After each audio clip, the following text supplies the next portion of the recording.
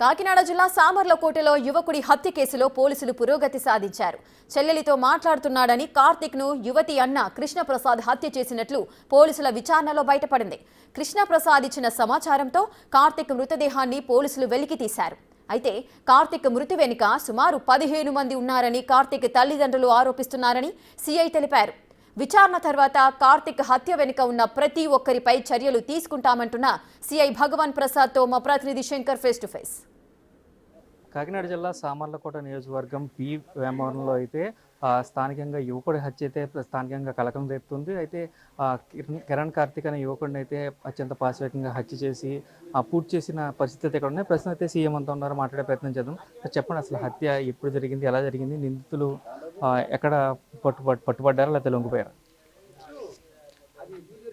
ఈ P Vemavaram village అండి ఇది. ఈ విలేజ్లో 24వ తారీఖు నైటు సుమారు 9 గంటలకి కిరణ్ కార్తిక్ మిస్ అయ్యారని మా నాన్నగారు ఫిర్యాదు చేశారు.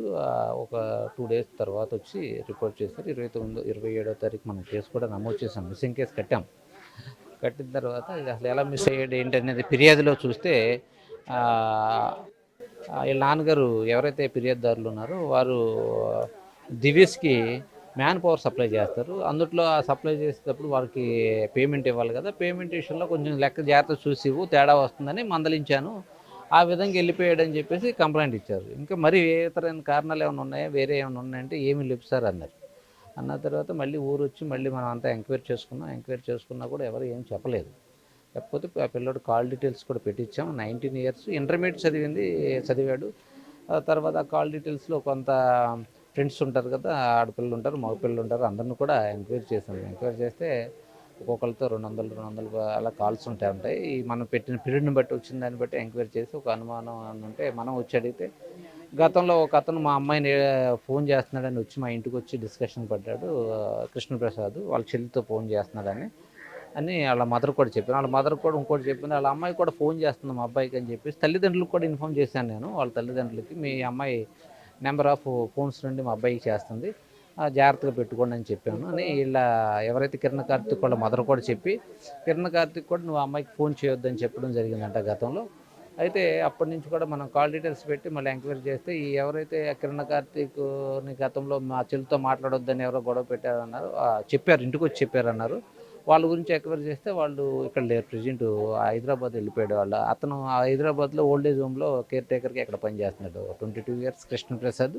వాళ్ళ అమ్మగారు నాన్నగారు కూడా హౌస్ కీపింగ్ వర్క్ చేస్తుంది, తండ్రి వాచ్మెన్గా చేస్తారు హైదరాబాద్లో.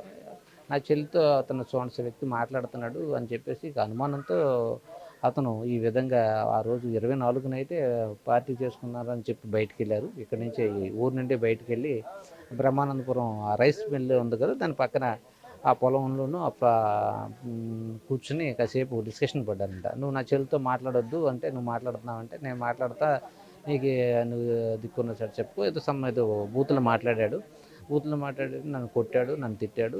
దాని మీద నేను కూడా తోసాను, పడిపోయాడు, గుండెల మీద కూర్చొని పీకి నొక్కి ఎవరైతే ఇతను సహాయం చేసింది వినోద్ ఉన్నాడు, ఇంకో అతను తన ఫ్రెండ్ కృష్ణప్రసాద్ ఫ్రెండ్, అతను కూడా కాళ్ళు పట్టుకున్నాడు. నేను పీకి నొక్కాను, తలకు కూడా నేలకేసి 2-3 సార్లు కొట్టాను. చనిపోయిన తర్వాత ఇక మేము అక్కడే లేఅవుట్లోనే అక్కడ దిబ్బలు ఉన్నాయి, ఎటమట్టి దిబ్బలు ఉంటే దాని మధ్యన గుంట తవ్వి పాతేసి 1 రోజు 2 రోజుల తర్వాత కూడా ఇక్కడే ఉండి వెళ్ళిపోయిన కానీ ఇంకా తాగుతూ నాకు ఇదే గుర్తు వస్తుందని చెప్పేసి నిన్న మార్నింగ్ విఆర్ఓ గారి దగ్గరికి వచ్చి ఇక్కడ ఉన్న ఇంకో అతను ఇక్కడే తిరిగాడంట.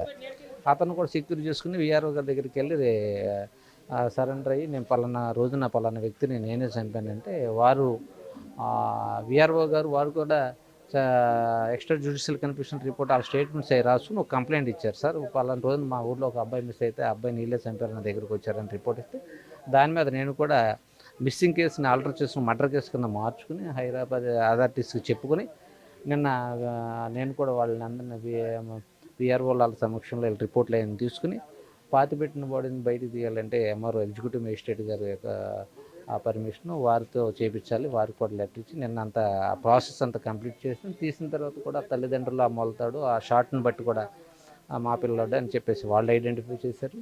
వాళ్ళు కూడా ముద్దాయిలు కూడా మనం నిన్న అరెస్ట్ చేసాము, ఈరోజు కూడా రిమాండ్ చేయడం జరుగుతుంది.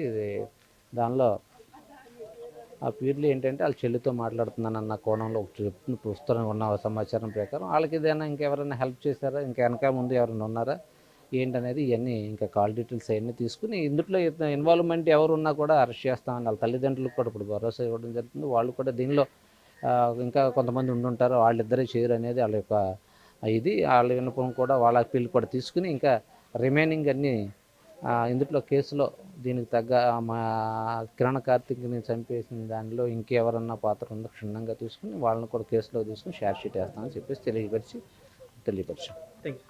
ఇది చూసుకున్నట్లయితే టోటల్గా పోలీసులు అయితే అన్ని యాంగిల్స్లో కూడా ఎంక్వైరీ చేస్తున్నామని చెప్తున్నారు. అయితే ఎవరైతే కృష్ణప్రసాద్ అనే వ్యక్తి అతను ఈ కిరణ్ కార్తిక్ని హత్య చేశాడు. అయితే అతని చెల్లితో మాట్లాడుతున్నాడనే నెపంతో మాత్రమే హత్య చేసినట్లుగా అయితే ఇప్పటికే కృష్ణప్రసాద్ తెలియజేసినట్లుగా కూడా పోలీసులు మనకు చెప్తున్నారు. వేరే కోణాలు ఏదైనా ఉన్నా, వేరే అనుమానాలు ఉన్నా కూడా పూర్తి స్థాయిలో ఎంక్వైరీ చేసి ఇంకా వెనక ఎవరైనా ఉన్నా కూడా వారిని కూడా బయటికి తీసుకొస్తాం, ఖచ్చితంగా అరెస్ట్ చేస్తాం. ఇప్పటికే అరెస్ట్ చేసిన వారిని ఈరోజు రిమాండ్కి పంపిస్తామంటూ కూడా స్థానిక సీఐ చెప్తున్న పరిస్థితులు ఇక్కడ కనిపిస్తున్నాయి. కెమెరామెన్ రవితో శంకర్, బిగ్ టీవీ.